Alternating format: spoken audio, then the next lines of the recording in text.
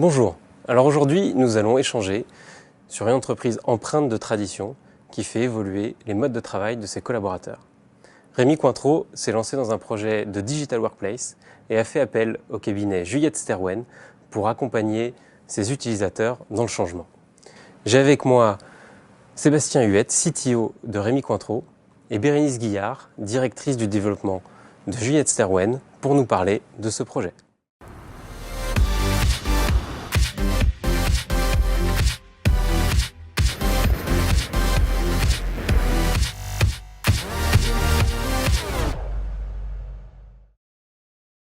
Bonjour Bérénice. Bonjour Alexandre. Bonjour Sébastien. Bonjour Alexandre. Alors Sébastien, tu es CTO de Rémi Cointreau. Pour commencer, est-ce que tu peux nous représenter qui est Rémi Cointreau aujourd'hui?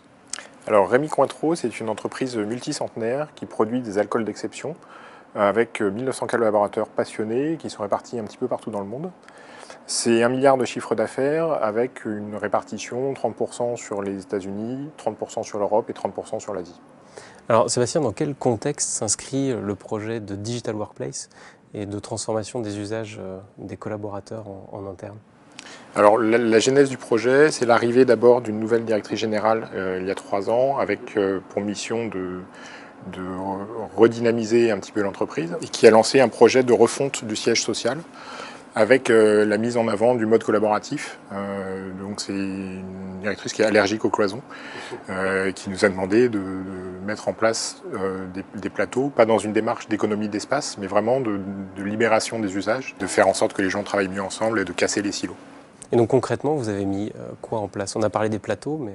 Alors, c'est beaucoup d'outils collaboratifs, donc Skype for Business qui a été mis en avant tout d'abord avec des petites bulles équipées de systèmes autonomes Polycom. C'est la mise en place de systèmes de réservation de salles, de systèmes de projection sans fil, nouveaux systèmes de visioconférence qui sont aussi compatibles Skype for Business, et l'accompagnement des utilisateurs dans la mise en place de ces nouvelles technologies.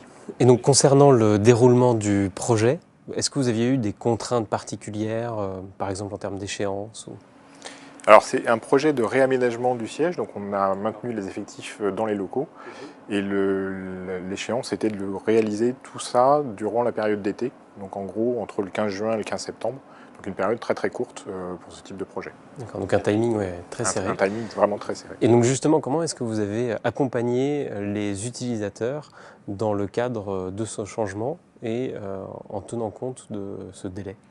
Alors on s'est fait aider, la direction informatique, on est très bon sur la mise en place des projets, moins sur l'accompagnement.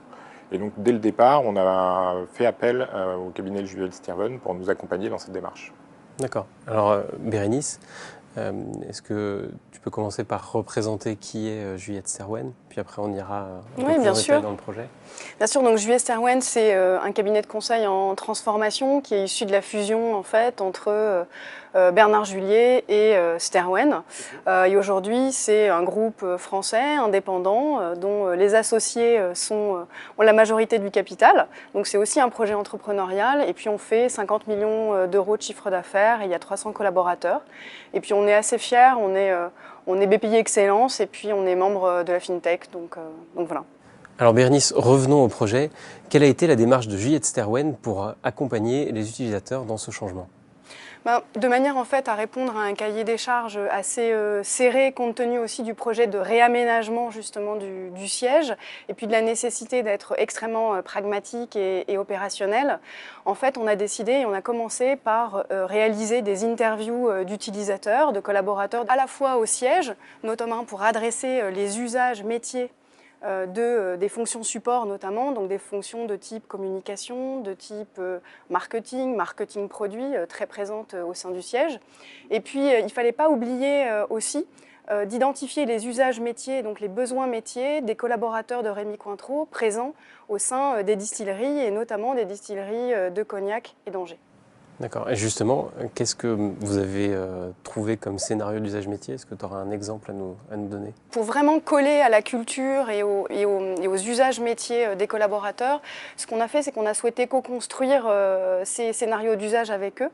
Et du coup, on est vraiment parti de la réalité de l'entreprise Et on a bâti un scénario d'usage autour du lancement en fait, d'un nouveau packaging et d'un nouveau design d'une bouteille de cognac, en imaginant aussi que l'agence missionnée pour ce faire venait présenter au siège à l'équipe projet les maquettes justement de ce packaging et du design de cette bouteille, et qu'il fallait associer non seulement les gens de l'équipe projet présents au siège, mais également les collaborateurs de Rémy Cointreau présents sur des sites distants, et également associer des collaborateurs complètement mobiles, présents par exemple à la gare d'Angers. C'était en filigrane pousser le scénario d'usage autour de Skype for Business, et puis de manière à répondre aussi à un autre enjeu de Rémy Cointreau qui était aussi d'associer à ce scénario d'usage la possibilité d'utiliser les nouveaux outils de réservation de salles, la connexion de partage de réseau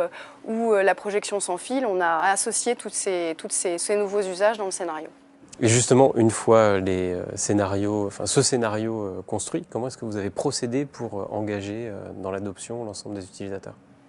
Alors du coup, on a une démarche double ou mixte. On a décidé d'abord de concevoir et d'animer des showrooms de manière en fait à donner du sens à ce projet, à sensibiliser les collaborateurs et à faire en sorte qu'il y ait une valeur d'accroche et de l'appétence et de l'intérêt pour l'usage de Skype for Business chez la plupart des collaborateurs, notamment au siège de Rémy Cointreau. Couplé à ça, on a bien évidemment conçu et animé des workshops autour des scénarios d'usage, de manière à engager les collaborateurs et à ce qu'ils pratiquent. On appelle ça des workshops expérientiels. Et puis du coup, pour parfaire le tout et vérifier que personne finalement ne passait à travers les mailles du filet, on a mis en place une pratique qui est le floor walking, donc proposer à des consultants d'être présents dans les locaux pour aider en mode coaching certains collaborateurs sur le terrain, exactement au poste de travail ou dans les bulles ou voilà, dans les espaces de cafétéria ou autres. Et puis parce que c'est important, là encore, dans ce type de projet, de démultiplier au plus grand nombre, notamment quand il y a des sites distants, voire des sites à l'international, et puis de pérenniser aussi ces démarches, parce qu'on est aussi dans des problématiques quand même de changement de plus en plus continu. Il était important d'identifier aussi un réseau de champions internes volontaires pour là encore être les relais de l'adoption et du change. Et de ce scénario métier, par exemple. Et de ce scénario métier. Alors Sébastien, est-ce que tu as vu des résultats concrets suite à cet accompagnement ? Alors, on a des résultats concrets qui sont à la fois qualitatifs et quantitatifs. Sur le quantitatif, on a 10% d'utilisation en plus sur les 4 premiers mois après le projet. C'est aussi 2400 conférences organisées dans les 12 bulles Skype qui ont été mises en place sur le siège.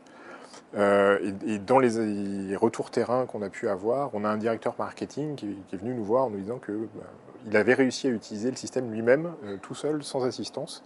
Et en plus, il en a été très fier. Donc c'est simple d'utilisation. C'est simple d'utilisation et ça crée un certain enthousiasme. Donc c'était un peu le but recherché. Donc j'imagine que vous n'allez pas vous arrêter là. Quelles sont les prochaines étapes dans votre projet de transformation ? Alors les prochaines étapes, ce projet était un laboratoire avant toute chose. Et donc on va pérenniser maintenant sur les usages qui ont été développés. Donc c'est le déploiement en France, sur nos sites d'Angers et de Cognac, à l'international sur nos principaux sites à New York, Singapour et Shanghai.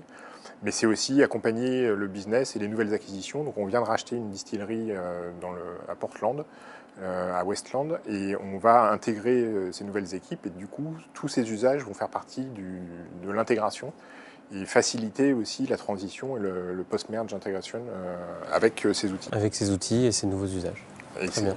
Bien, merci Bérénice. Merci Alexandre. Merci Sébastien. Merci Alexandre. Alors nous venons de voir un exemple réussi d'accompagnement au changement sur l'évolution des modes de travail de collaborateurs, notamment autour de Skype Entreprise. Si vous voulez en savoir plus sur les activités de Juliette Sterwen, je vous invite à consulter leur site internet, leur chaîne YouTube ainsi que leur compte Twitter. Je vous remercie d'avoir suivi cette vidéo et à bientôt.